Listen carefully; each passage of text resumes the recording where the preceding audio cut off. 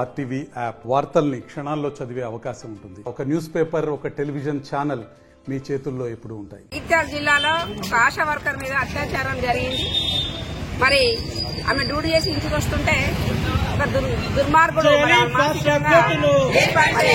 ఏదిస్తూ ఆమె అత్యాచారం చేయడం జరిగింది.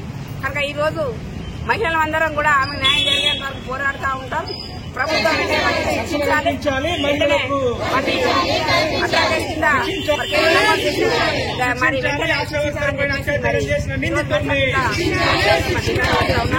మరి మహిళలను రక్షణ లేకుండా పోయింది.